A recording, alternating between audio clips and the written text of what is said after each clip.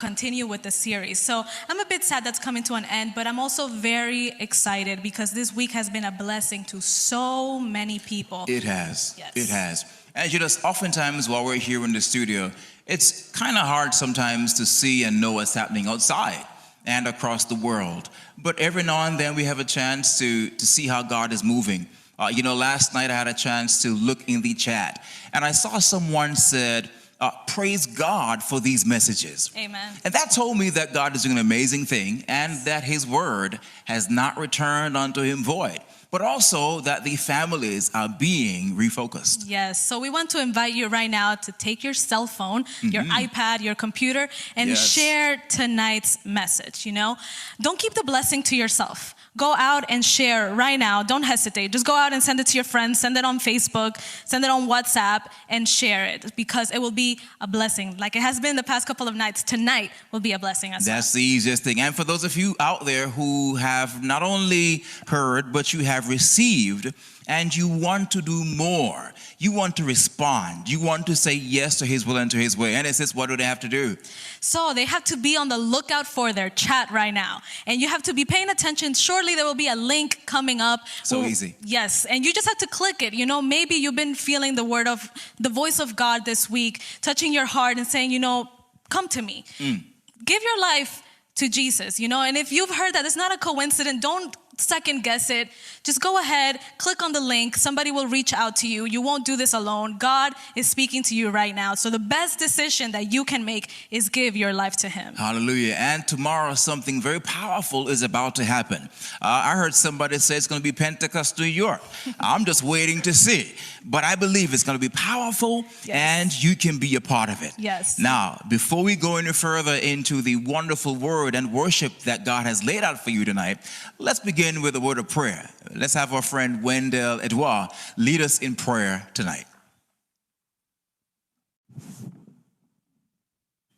Let us pray. Our Father who art in heaven, hallowed be thy name. On this Friday evening, Lord, we just want to stop to say thank you. We want to say thank you for everything you've done for us. We want to say thank you for everything that you're going to continue to do for us. And Father God, we just want to say thank you for who you are. In the midst of a coronavirus pandemic, in the midst of a world with international political disputes, in the midst of a world full with chaos, oh Father God, you have covered us and protected us, allowing us to experience your grace and mercy every single day of our lives. And for that, we just want to thank you. Father God, as we're getting ready to begin this service, we just want to ask you to pour out a double portion of your spirit, not only in this place, but in every single place that is streaming this event. Every single phone, every single laptop, every single computer, Father God, we're asking you to shift the atmosphere in this place. Father God, in a special way, I want to pray for the speaker. Let it not be him speaking, but you speaking through him. Let his message not only transform and heal, but save souls for you. Father God, we are nothing. Father God, we need you. We understand that we are chosen to be disciples for you.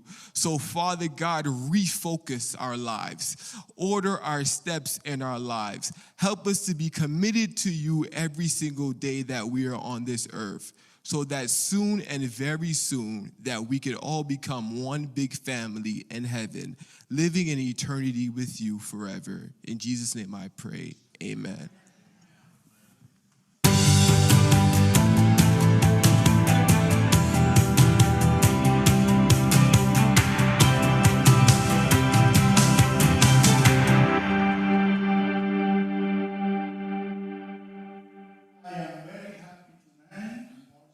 I am very sad.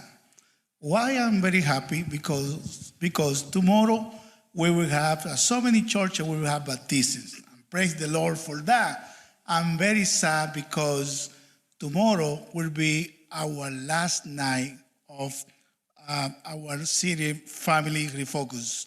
But I'm very happy tonight because a very close friend of mine, Dr. Giernai, our union president, and his wife is with us. Dr. Knight, why you love so much Great New York Conference? I love Greater New York Conference because Greater New York Conference has made me, has been a blessing for me. I came here in 1988, and I have really immersed into this conference. And even though I am at the Union, I have Greater New York in my heart. Praise the Lord. Why, Dr. Knight, you always able to support evangelism program?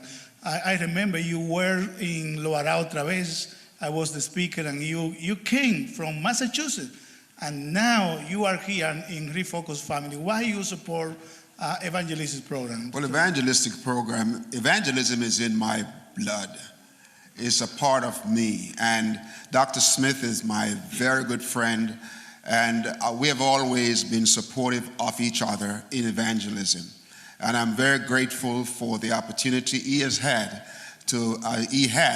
to bring this Family Refocus series to the people of the world. And I want to thank God for what he's doing. I want to thank God for his wife.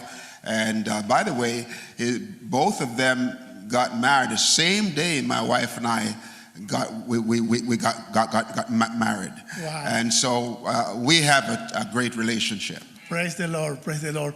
We have with us Sister Knight, who is a prayer ministry director of the Atlantic Union and women ministry director.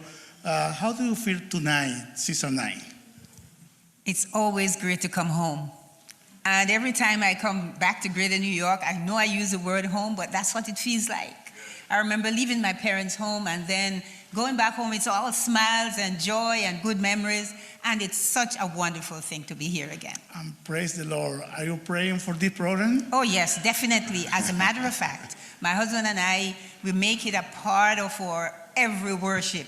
Even sometimes when we sit down to eat, we are actually praying for the series. That comes out Praise in it. the Lord. Prayer is so important, and it's such a critical factor in the success of anything. Thank you, thank you. I want to say something about Dr. Giernai. He is a member of the Great York Conference. His membership is at the North Bronx Church. That means that I am your president, Dr. Nye. But, Yes, you are. But you are my president also. Let me tell you something. Always when I ask Dr. Nye to support our conference in this different way, especially evangelism program, he said always his support. We prayer, not only with prayer, but also with money. I don't know, I had the temptation to ask for some money today, but because you are giving so much, I will leave in that. Let me tell you something, Dr. Knight.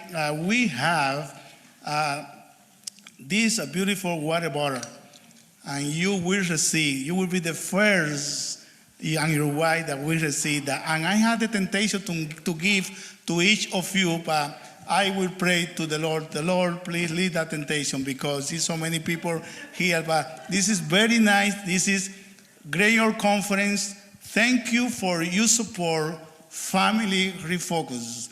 But if you will be in Afterglow, you maybe will receive one of them, because I will give for tonight 5. Wow. You will receive next week. My secretary Tanya will send to you. This is anti-COVID, but you have to use a mask and everything and pray. And Dr. Nye, say a few words before we finish this session.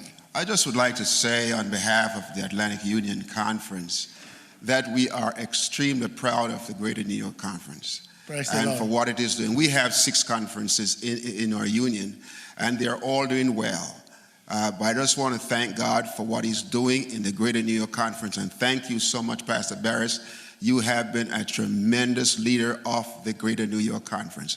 May God bless you. And those who are watching this program from around the world, in Jamaica, in Canada, in Cayman Island and all the other places of the world. We are grateful that you have joined with this campaign that is going on right now. And I know that God is with you all, and we are here because we want to give a tremendous amount of support. Thank you so much. Thank you, Dr. Nye and Sister Nar, for your support to the Great York Conference. May the Lord continue to bless all of you. Thank you. Amen. Thank you. October 12, no, not 1844, 2020. A year like no other year. To get married or not to get married, that is the question. Tonight, an exciting love journey.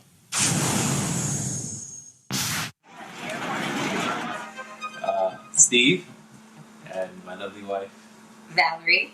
what's up, dude? What's up? And yeah, I guess we're a COVID couple. Yes. We got married during COVID, and I don't know, the wedding didn't feel like it was even a COVID wedding, did it? It didn't. I'm actually happy that we kind of got married. Yeah, we got married during COVID. Hear our story. Yeah. Find out why. Well, we got together a few years ago, and when he proposed, we didn't have COVID in mind, but we didn't want a long engagement, so we planned to get married within the next year, and COVID happened. So as a nurse, I'm seeing people getting sick with COVID up in the hospital day in and day out, dying, and what made it so interesting was that COVID actually motivated me to get married even sooner, because it was like, oh, life is short, and there's no time to be wasted. And if I can get one day married to this guy, I'm taking it. Praise the Lord. Praise the Lord. So we had plans, we had, venue in mind and trying to coordinate colors and stuff like that. And then when COVID comes, and the consensus across the board from a lot of our family and friends was just, postpone the wedding. So and at this moment, they're like, no, you're putting yourself in jeopardy. But I'm like, I put myself in jeopardy every day. And if we're getting married, if no one wants to come, that's all right. If we're going to have 10 people in the congregation, if it's just going to be us and 2 witnesses, we doing it, right? First, the thought came to my mind. I said it and then I retracted it, but I think it may have planted a seed in Val's mind. Regardless of what happens, October 12, 2020 is our date. Whether it's 100 people or 10 people or 2 people, that's our date. But what would happen if October 12 came around and we could have gotten married, but we didn't put the work in to actually try to get married on that date? And the reason we didn't get married is because we didn't plan. Because we didn't plan, Right. right? So we started taking steps towards that, and things started opening up little by little. I think our families were fearful, right? I can remember specific conversations of, let's postpone the wedding so that we all can be there when the wedding takes place, as opposed to trying to. The feeling was we would hate for the wedding to be one of those moments where there was a hot spot at this wedding and a lot of people got sick. Right. Yeah. So that fear was definitely there. So. And guilt trip, because it was making me feel guilty that I was planning my wedding. I felt bad. I felt bad to plan our wedding during COVID, because it was just like almost as if we were being insensitive to our guests, inviting them to come to a social gathering during COVID. Right. So that pressure was there. COVID just reinforced postponing, because remember, my mother got sick 2 weeks after you engaged, after you proposed, after we got engaged. My mother got sick, and as time was progressing, her condition worsened, and it was to the point that life and death. Yes, she was on the hospital bed, and we didn't know if she was going to make it, honestly.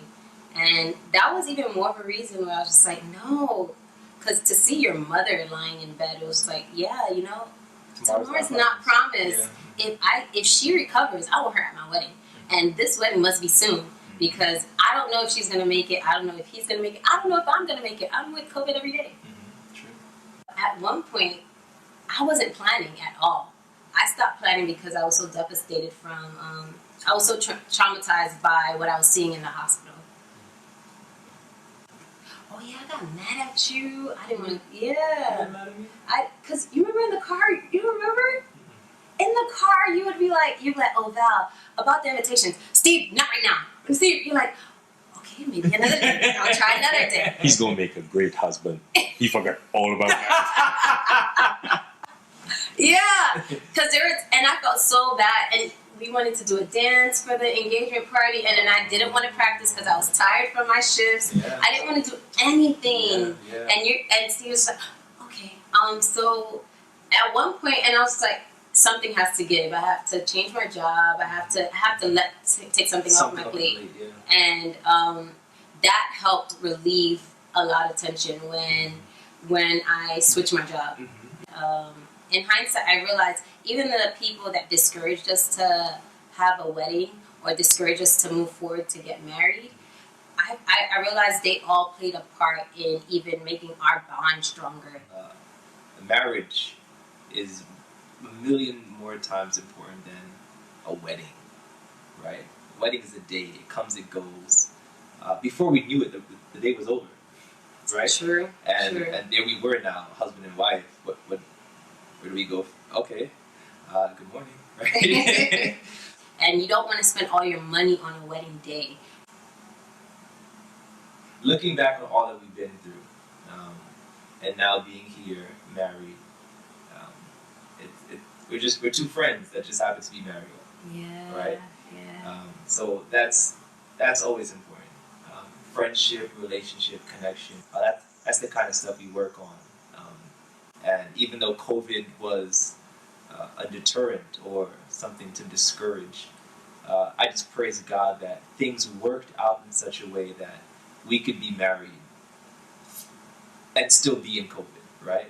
Had we not gotten married, we would have been still living in our parents' Right? homes. Yeah, in COVID, Yeah. no one wants to be, you have to No. be isolated. You get to be isolated with your partner. Facts, So facts. that's pretty dope. Yeah. So.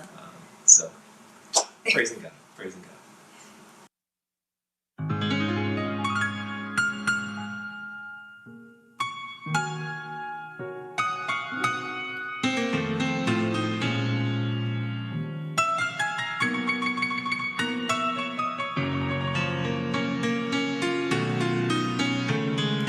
We worship you, God. We magnify your name, Jesus. You're worthy to be praised, God.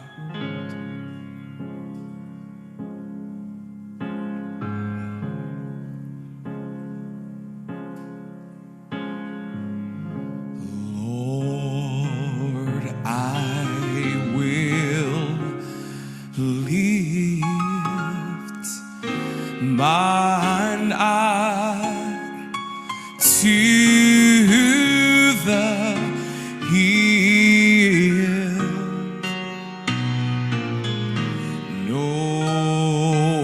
knowing that my help is coming from you, and your peace you give me in times of my storm.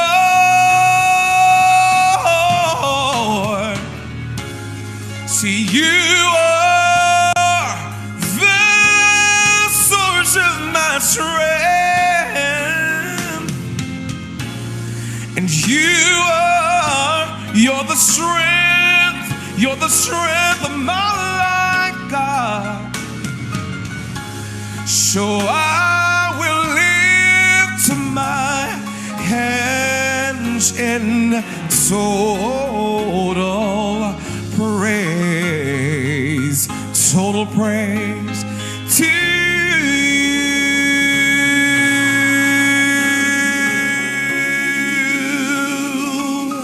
I bless your name. You are the author, the finisher of my faith, God. I look to you, God, I look to you, for I know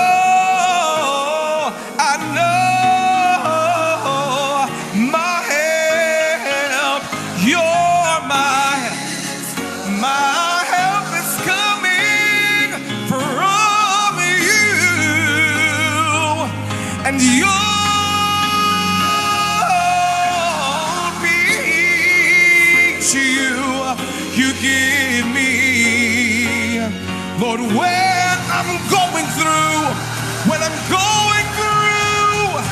my storm,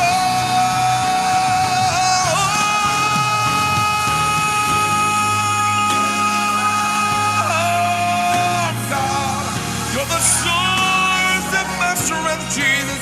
Yeah, you are the strength of my life, Jesus. When I'm broken, all I got to do is lift my hands and lift my voice, because you deserve the worship, you deserve the praise, God. Total praise, total praise, total praise to you. Say you are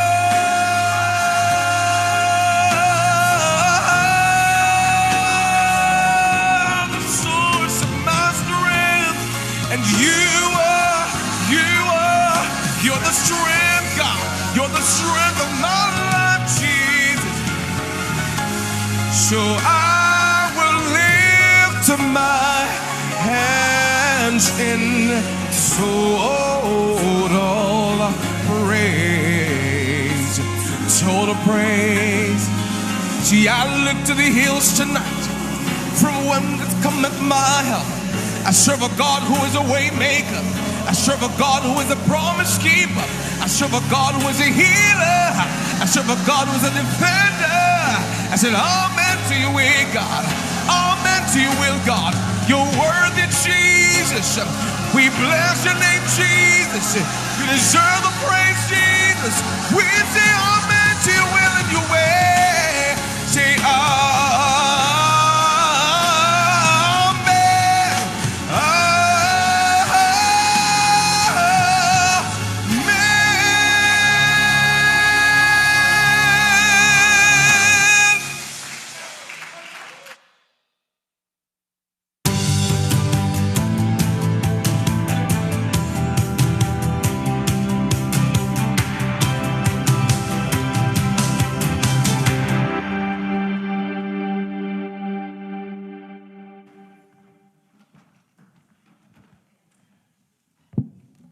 I don't know if you guys are expecting me to speak after that.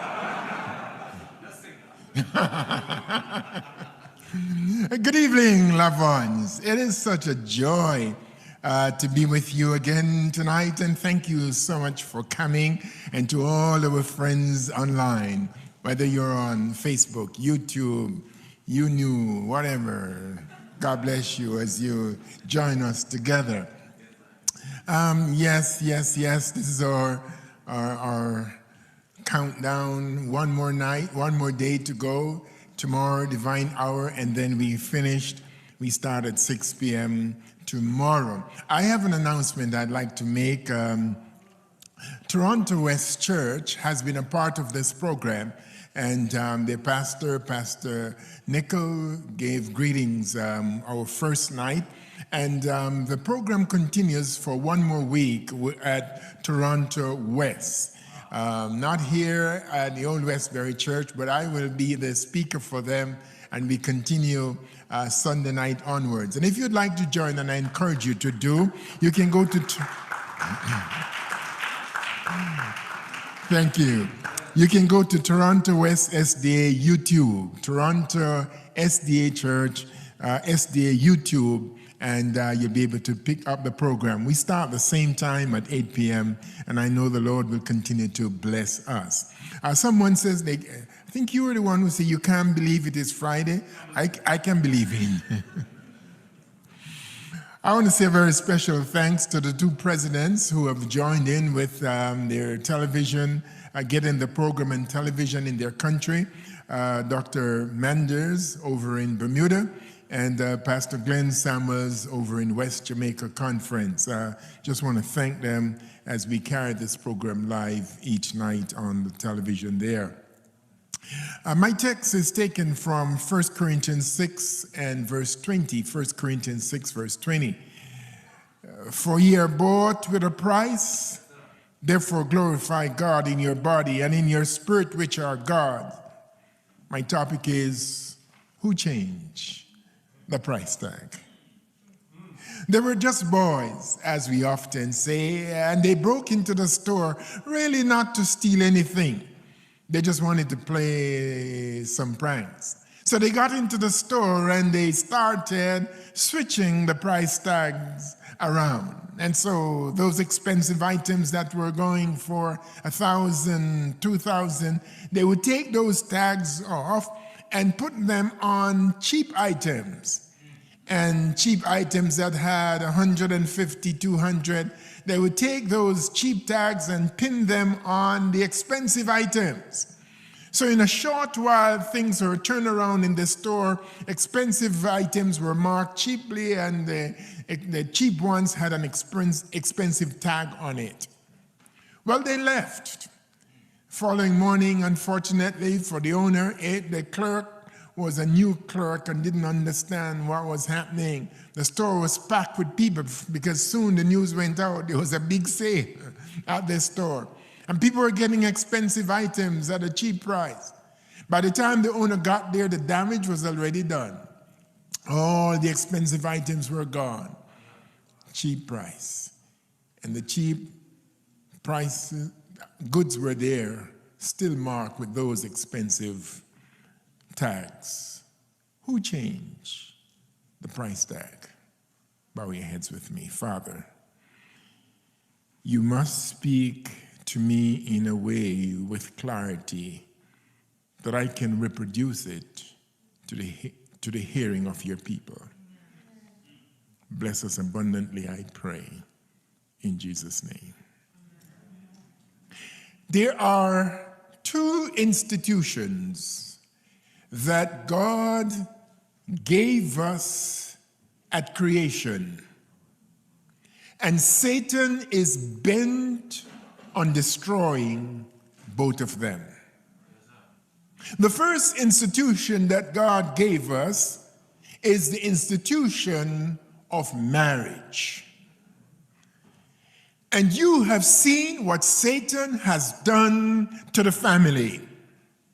He wants to change the price tag on the family. God says, husbands, love your wives, even as Christ loved the church. He wants to change that. God says, wives, submit yourselves unto your own husband. He wants to change that. He says, husbands, love your wives. He wants to change that. For this cause shall a man leave his father and mother and cleave to his wife. He wants to change that. God says the marriage bed is undefiled. He wants to change that. He says, children, obey your parents. Satan wants to change that. He says, fathers, provoke not your children. He wants to change that. He says, abstain from fornication. Satan wants to change that. God says one man to one woman, no polygamy business, but Satan wants to change that. Who changed the price tag on our family? Satan wants to change the good and give us the bad. He wants to give us whoredom, prostitution, fornication, bestiality, masochism, wife swapping, debauchery, and the list is endless. Who changed the price tag on our family? And why are we falling for those changes? Why do we now think we can rip the family apart without remorse. Why? Why do we think we can dismantle the family structure that God has given us? Why? Who switched the price tag? It is time, my beloved family members, it is time, families, for us to refocus and let not the world squeeze us into its mold. For you are bought with a price. Therefore, glorify God in your families. Glorify God and not man, not society. You're not called upon to follow society. You're not called upon to glorify society. You're to glorify God. Let me say an encouraging word to the families. Those of you who are married, refocus. Don't let Satan change the price tag of your marriage. Refocus, for you are bought with a price, and you must glorify God in your marriage. Some of you are not doing that, you know. You're glorifying Satan. So I'm going to give you what I call 4 keys to happiness. You know, there are a lot of keys, but I'm just going to give you 4 of them. The first one, and they are simple keys, little keys, but if you use them, they open up happiness in the family. The first one is play together. It sounds strange. How can old couples, you're living for a long time, what kind of play, Dr. Knight? They don't understand. The older it gets, the sweeter it is. Marital relationship, folks.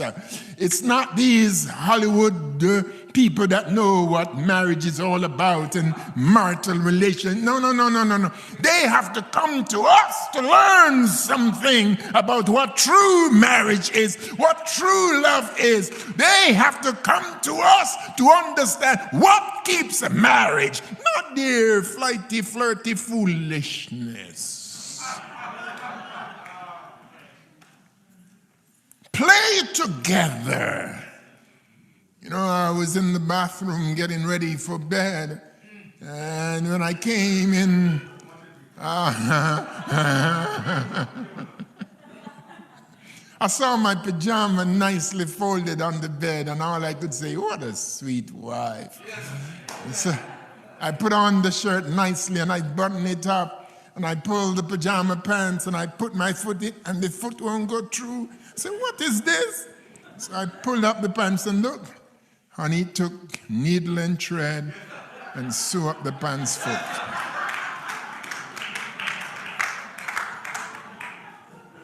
Those things you pay for, you know, but let me move on here. Let me stay with me. Don't run away, leave me, stay with me. There's a price on those things. One day we were in the bathroom and, you know, she said to me, I bet you couldn't race me to get into the bed. I said, you're joking. Those little legs of yours. And when I make one, you need 5 to catch up with me. She said, you want to bet? I said, sure. Let's go. And we dashed from the bathroom into the bedroom. But as she got to the bed, she was ahead of me. She stopped and I just jumped into the bed. And as I hit the mattress, I just see a cloud of dust. Because what she had done, she had used Johnson baby powder and dust the bed properly. When I went back into the bathroom and looked at myself. But there are prices to pay for those things. Let's move on, though. Let's move on. Folks, if you are married, don't take life that seriously. Spend some time together in happiness. Play together. And seriously, one fellow asked me, Pastor, do you think before with my wife, I should kneel down and pray? I said, shut up. What are you praying? God understand.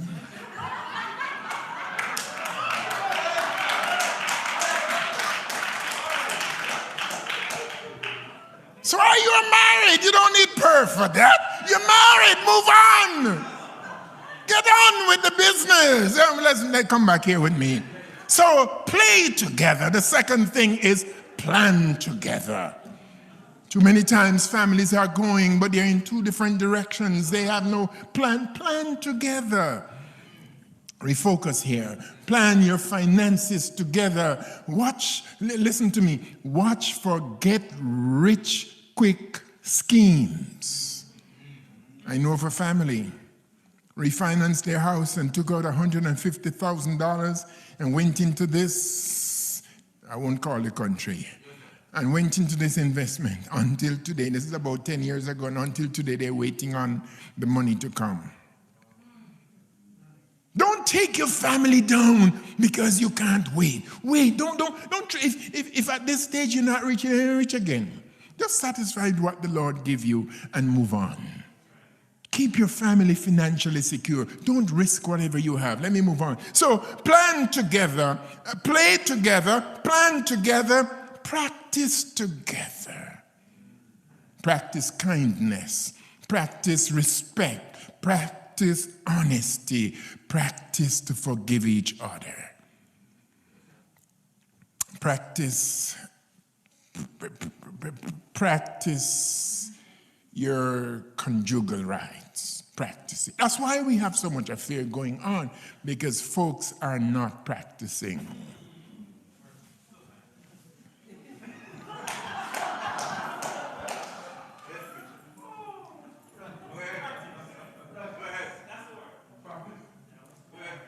The Lord wants you to be together. Defraud ye not one another, except for prayer. But you must, after prayer, get up from your knees and come together again, so that Satan does not tempt you.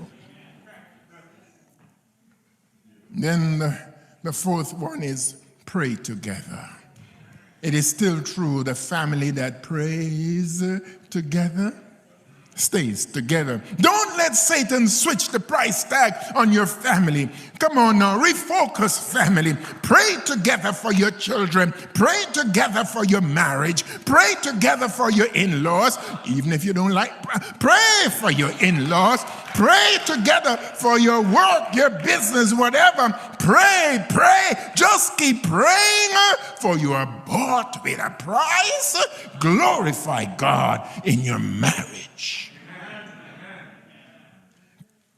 So that's the first institution that God gave us at creation, and Satan wants to destroy it. We must not let that happen. Here's the second institution. The second institution that God gave us at creation is the Sabbath. And Satan is bent on destroying the Sabbath also.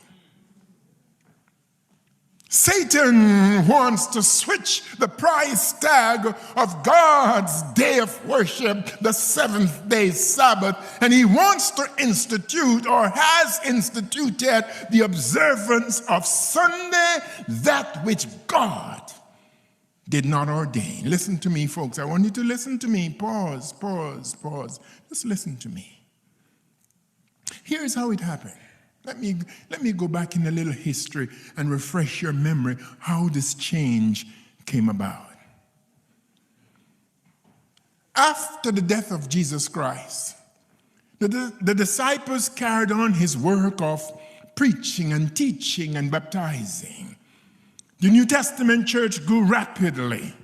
Christianity was the newly formed religion. However, it was not licensed by the state. Therefore, it was illegal to practice Christianity back then in Rome. During this period of church history, four movements flourished. We have Greek mythology, we have Roman ideology, we have Jewish monotheism, and yes, we have Christianity. However, Christianity was the one that was not licensed. It was illegal to be a Christian.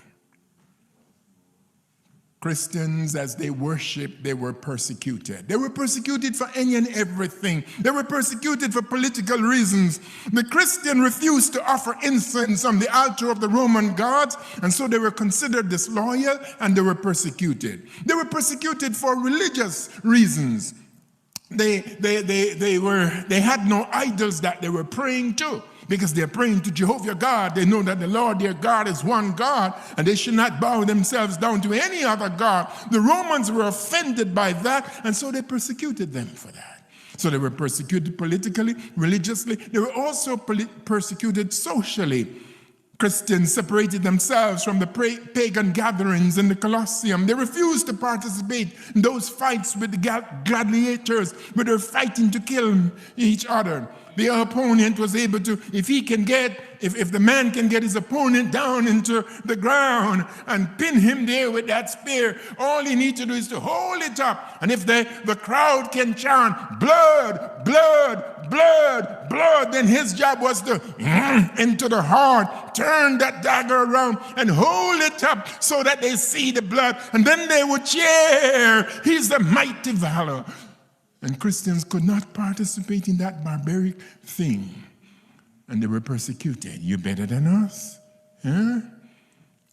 They were also persecuted for economic reasons. You see, the idol makers were, business was getting bad for them, because the more people accepted Christianity, the less idols they were selling.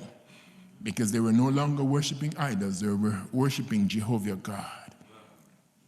Everything that went wrong was blamed on the Christian, no matter what it is. It was a plague, famine, civic unrest, bad crop, national disaster, acts of God, recession. No matter what it is, they blamed the Christians for it. The persecution of Christians gained momentum. At first it was local and irregular, but then it became state legislated. As a matter of fact, Nero, the Emperor Nero, who ruled from AD 54 to 68, he was the first emperor of Rome that persecuted the Christians, sanctioned it. Rome, we are told, was set on fire. And when the people inquired as to who set the fire, they said the Christians. And as a result, they were persecuted the more. While Rome was burning, it say, while Rome was burning, Nero was fiddling. You had another emperor, Domitian. He came on the throne in AD 90. He was a despot. He was wicked. He really brought severe persecutions on the Christian. As a matter of fact, he's the one that exiled John on the Isle of Patmos. And after that, we had another one. We have several in between. I'm just giving you a few of them. One by the name of Diocletian. Diocletian was the first one that came out with an edict. Edict came out in March, the first edict, March of 303. Let me give you a little excerpt of what was in that edict. It says, all Christians' gatherings and meetings must be banned. All churches and church properties should be destroyed. All church officers should renounce their office. Those who refuse should be imprisoned. Destruction of the scripture by fire, a big bonfire to burn the Bibles. Christians must be sacrificed to the pagan gods under pain and torture. The edict that came out in March of 303. As a result, Christians ran for refuge. They went into the catacombs, they went into the caves, they went up into the mountains hiding. They left their churches, left their property, left things behind, running for their lives. It is said that the jails became so overcrowded with Christians that there were no place for criminals. No place to put the criminals, because the jails are packed up with Christians. The Christians, they to survive, they had to hide. And they were hunted down like wild animals with dogs, soldiers, killed on the spot. It is said, if you read in Fox, Book of Martyrs, some Christians were down in a cave hiding. And while they were there in the cave, they were singing songs to Jehovah God. You see, when someone knows God, you cannot take it away from them. When someone has Jesus Christ in their heart, there's nothing you can do to remove it. So there they were, persecuted in the dungeon, as it were, and they were singing to the Most High.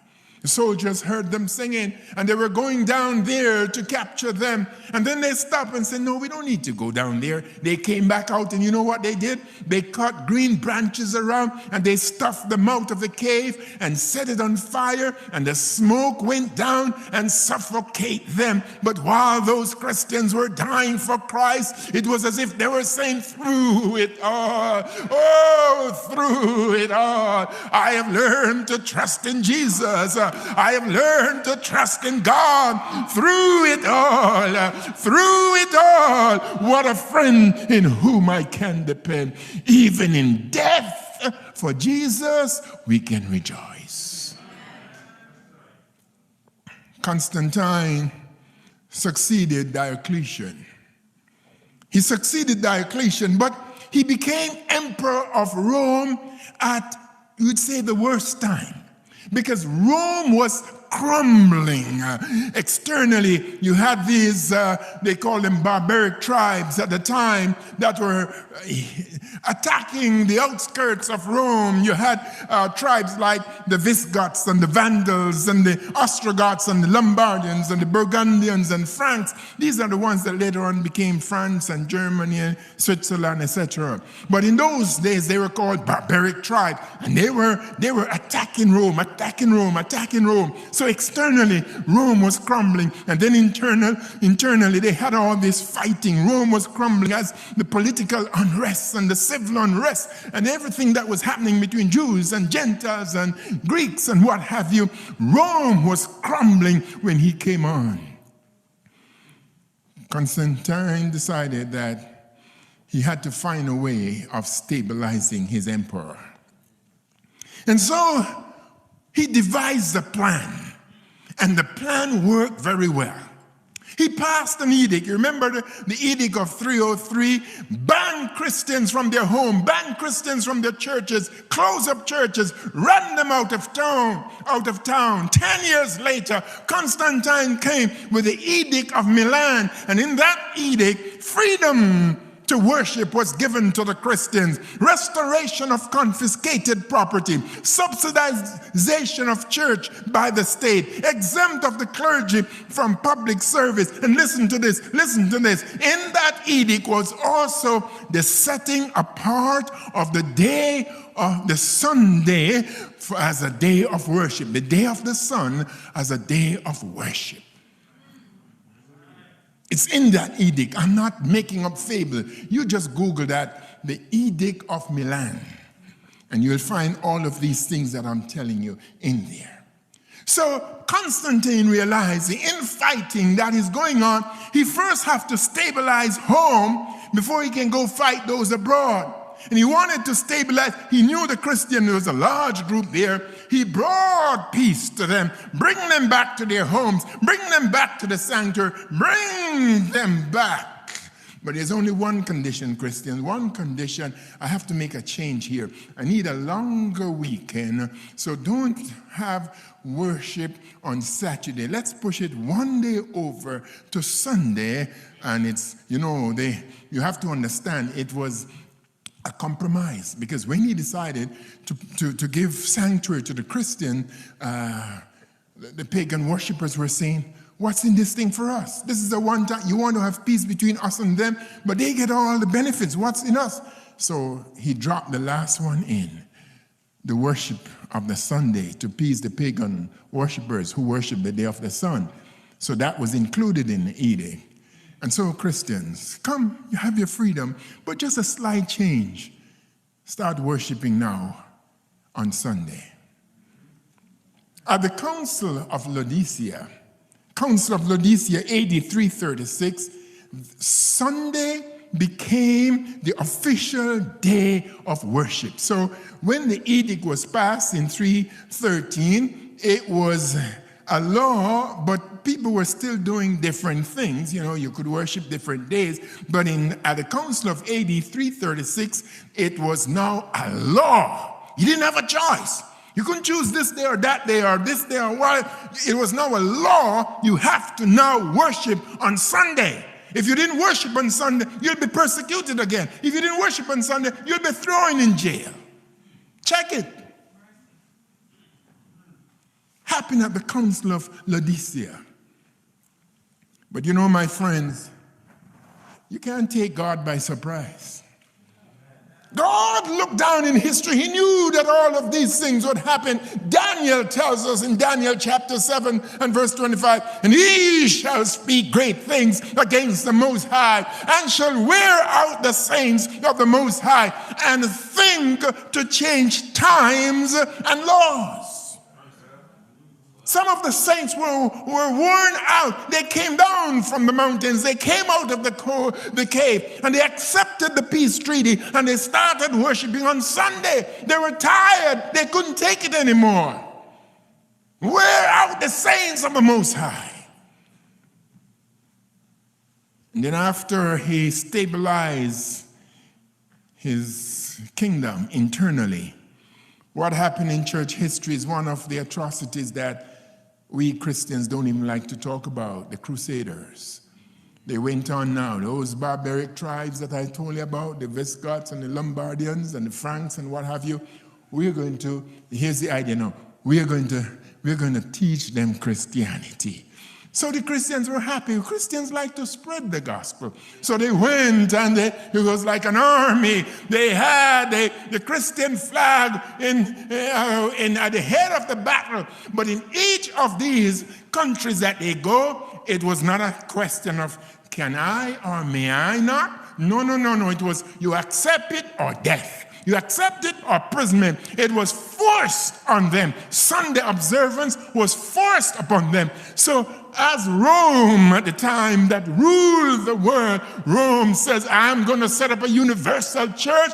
Everywhere around the world, they are going to worship the first day as a day of worship. And he did that. If you as a nation did not accept, you'd be killed, put in prison. So people were forced to accept this. And so he stabilized internally his country, Rome, and had the peace of the others. They shall think to change times and laws. But you know, my friends, you cannot change God's laws. He says, I am the Lord God, I change not. You cannot change it. You may think to change it. You cannot change God's time. You cannot change God's word. You cannot change God's Sabbath. You cannot change God's people. Not at all. For he is Lord. He changed not. Forever, O Lord, thy word is settled in heaven. God cannot be changed, and we cannot change his laws. It's settled in heaven. It's settled on earth. It's settled in my heart. It's settled in your heart. It is settled. Man can only think to change time and change it for a period of time, but cannot really change the real God's time. The Sabbath will be for eternity. Because of the years of persecution, yes, these Christians accepted and started worshiping on Sunday. As a matter of fact, Constantine even became a Christian to convince them that he was serious. Became a Christian. Historians thought that his conversion was genuine, but later on they realized that the man was not genuine when they saw what took place in the Crusade. Mark 7 verse 7 says, howbeit, in vain do they worship me, teaching for doctrine the commandments of men. I want you to listen to me, folks. In vain do they worship me. In vain, no matter how you try to change the price tag, in vain you cannot change God's law. You may change the tag, but you cannot change the law. The seventh-day Sabbath is the only day that God has given us to worship him. You can worship him every day and any day, but on the seventh day, it is special. The Bible tells us in Genesis, he blessed the seventh day. He rested on the seventh day. He sanctified it. And in Exodus, he says, he hallowed it. And that makes it special. Let no one change the price tag of the Sabbath. I'm going to speak to two groups of people as I wind myself down tonight. I'm going to speak, first of all, to those of you who have stopped keeping the Sabbath.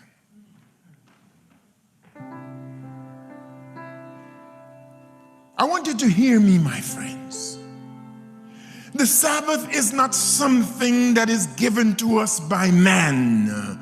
It is given to us by God. I have given my heart to Jesus from I was 13 years of age. And I thank God for the opportunity of knowing him and loving him and serving him. Oh, I just love when Sabbath comes. Do I have a witness out there? I say, I just love when Sabbath comes. I can sing, oh, day of rest and gladness, oh, day of joy and light. Do you remember those days when you used to sing, safely through another week? God has brought us on our way. Yes, you used to sing, far from all care, we hail the Sabbath morning. What has happened now, my friends? What has happened? Have you allowed material things to eat away your Sabbath conscience? Have you allowed the pleasures of this world to eat away your Sabbath joy? Can't you remember? Can't you remember when you used to sing, we love thy Sabbath, Lord, and worship at thy will? Oh, you remember this one? You remember this one? Oh, holy day, Jehovah's rest of creation, week the best. It used to ring in your soul. It used to be joy in your soul. You used to say, don't forget the Sabbath the Lord or God has blessed. Why have you walked away from it? Why have you? Jesus wants you to make a surrender tonight. He wants you to open your heart and come back to him. He wants you to say honestly, tonight, all to Jesus, I surrender. Surrender that lifestyle and come to Jesus. Surrender that behavior and come to Jesus. Surrender. To Jesus, I surrender all. To him I freely give. I will ever love and trust him in his presence daily live. I surrender all. I surrender all to thee, my blessed Savior. I surrender all. I thank God that there has always been a faithful group of people who keep his commandments. I thank God that throughout history, man, there was always a group of people who serve God faithfully and keep his commandments. Faithful in remembering the Sabbath day to keep it holy. Faithful in knowing that in 6 days the Lord made heaven and earth. Faithful in knowing that the heavens and the earth were finished and all the host of them. And on the seventh day, God ended his work. Faithful in that they know that God blessed the seventh day and sanctified it. Faithful, faithful, faithful. And they are willing to surrender their all again. All to Jesus, I surrender humbly to his feet. I bow, worldly pleasures all forsaken. Take me, Jesus, take me now.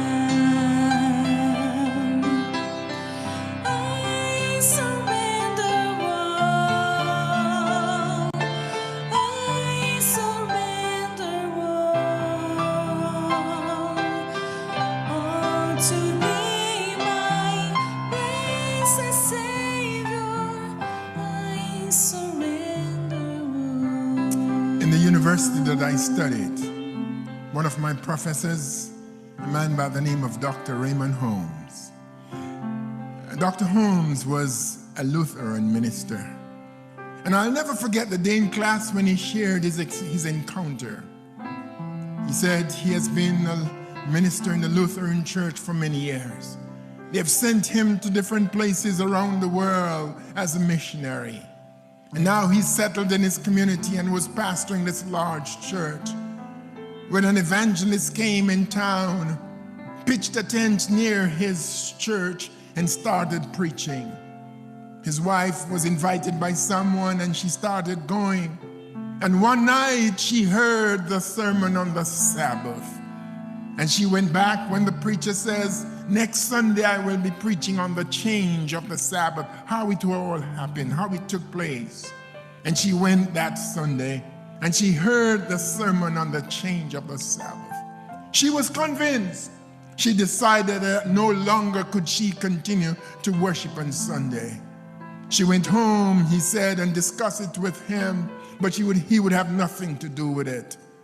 But she continued going to the meeting, and before you know it, she surrendered and she got baptized. I surrender all. I surrender all to thee, my blessed Savior. I surrender all. So here he was now. His home was split, as it were. On Sabbath, his wife is dressed up and is going to church. And on Sunday, he dressed up and he's going to church and is preaching. Two families, and the children are divided, taking loyalty with the mother, going to church with the mother, and he's preaching on Sunday. He says he couldn't understand it. He loved his wife too much to divorce her. But at the same time, he could not deal with this conflict. It was affecting him. He says one Saturday night he could not sleep. He was worked on his sermon and he was not able to work on the sermon. And so he went over to the church and he prostrated himself down on the ground and he started crying. He says, I need an answer from you today, God. I need an answer tonight. I need an answer. Is my wife right with what she's saying? Or am I right? I need an answer. I need, and he agonized with God. By the time he woke up, by the time he got up from praying, it was early Sunday morning. He had not yet done his sermon. So he quickly went around to the pulpit, and there was a big Bible there on the pulpit. And he was getting ready now to find a text that he could preach that Sunday. And there, the Bible opened. He did not turn a leaf to the right or to the left. He saw in bold print, remember the Sabbath day to keep it holy. He says, that's it, Lord. That's it. And he says, when his congregants came that Sunday morning, he preached a sermon on the Sabbath. And then he told them that as of today, he would no longer be their pastor. And he walked away and accepted the seventh-day Sabbath. There's somebody out there listening to me. You have heard this message many times before about the Sabbath. The time has come now when God wants you to make that decision for him. The time has come now. And before I pray, it's that moment when you say to God, I surrender all. If you go into the chat, you will find that decision card. And I want you to make a decision to accept Jesus Christ as your Savior tonight. Go right there now. As you listen to the words of this song, just quickly find it for me, because I want to make your decision before I pray. I surrender all. I surrender all to thee, my blessed Savior.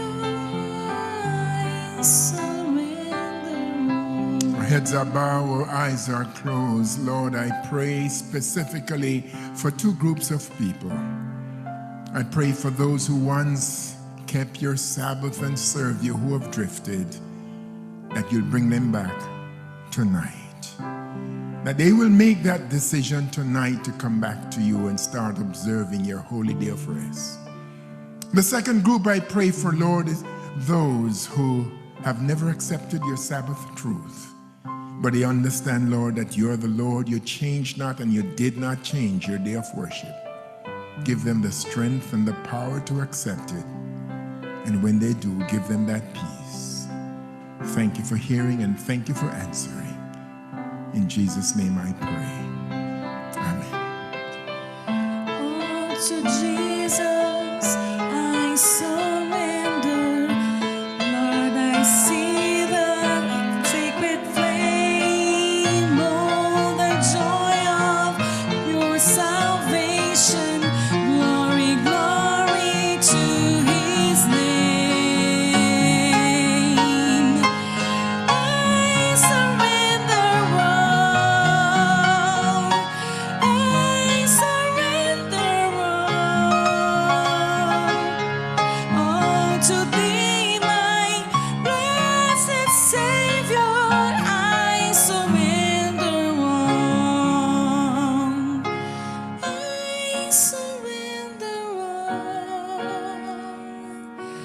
I surrender all.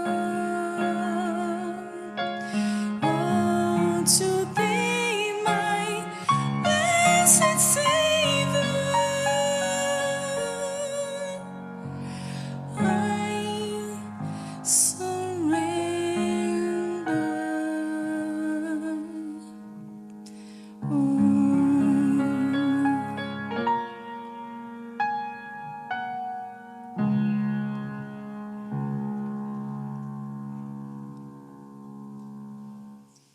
Amen. Thank you, Dr. Alonso Smith, for that powerful message. And thank you, God, for the Sabbath. You know, maybe you're at home and you're thinking, you know, but God made 6 other days.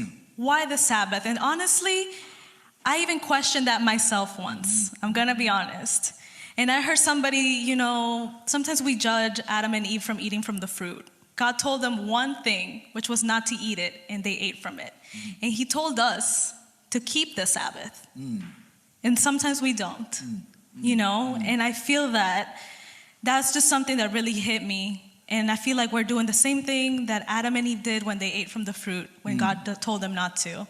So the Sabbath was given to us, and that's the best gift that God could give us, to spend time with him. He gave us 6 days to work, and only one day he's asking for us to dedicate it to him. Hallelujah. Now, you at home, you might be wondering, well, what does refocusing the family have to do with the Sabbath? Well, if you were listening to the word, you would have heard it. You see, God desires to work through our families. And he gave us a Sabbath to meet with our families. Now, what a wonderful thing it must have been, Genesis, when that beautiful creation scene, the families met with God together. That's why I'm excited about heaven. Can you imagine when the families are reunited once and for all in the presence of our God and King? Oh, I'm not missing that. I'm not missing it. I'm going to be right there. Yes, and you know, it doesn't end tonight. We want to see you tomorrow morning on the Sabbath at 11 a.m. to continue with these powerful messages. So don't miss out, and we can't wait to see you again tomorrow at 11 a.m. I can't wait to see you. If I were you, I wouldn't go to sleep. But while you're working on that, stay tuned with us tonight for the Afterglow. Yes, we'll see you there, and may God bless you, and have a good night.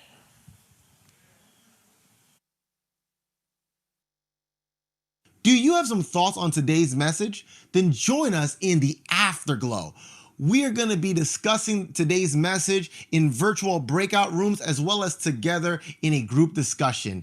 You don't want to miss it, so go to familyrefocus.net and click on the Afterglow Zoom button, and you will be able to connect with us, and you might even be able to make a new friend. So join us today in the Afterglow.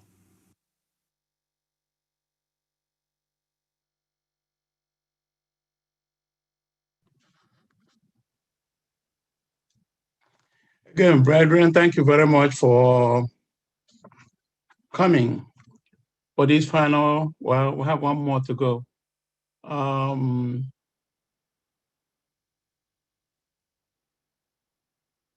We are not going to take our prayer requests and testimonies tonight because we did that at 7 o'clock during the sundown worship. So we'll pray. And I sent something on our WhatsApp group today about our programs for tomorrow. So like I said, we're going to have our Sabbath school, the usual Sabbath school period. And we will have a brief divine hour. So we're going to have our prayer and tithe and offering, and then we join them at 11 o'clock, 11:30. So please, everybody prepare your mind. And again, there'll be no Vesper service tomorrow because we have a program through with the conference at 6 p.m. So please, everybody, thank you very much for listening, and thank you very much for your cooperation since the week. It has been a very awesome week, and those who attended throughout the week can testify to the work of God and the message we heard. And I pray that God Almighty will bless each and every one of us and encourage us and equip us with those messages so we can be good shepherds for Him. May the Lord bless us, and we'll have a prayer. I don't know if Pastor has anything to say. Nothing. Just go ahead. Go ahead, Elder. No. Okay. Thank you everyone for coming. Go ahead, Elder. Okay. Okay. Pastor, can you pray for us, please? All right, let us pray. Thank you. Again, we want to say, Lord, thank you so much for how you have led us through the week, through this session. It has been a blessed one on the family and refocusing. Father, as we refocus on you and bring the changes, we pray that you will enable us. Thank you for everyone present, and thank you for the victories of the week. Thank you for the challenges you brought us through. Thank you for being there, standing by us and standing with us. So we bless your name. And to each one now, may your grace and mercy abide with each and every one of us through these Sabbath hours. In Jesus' name we have prayed. Amen. Amen. Amen. Those who want to join Afterglow can go ahead and join it. May God bless all and happy Sabbath, everybody. Amen. Good night. Good night, everyone. And let's meet again 9:30 Sabbath school.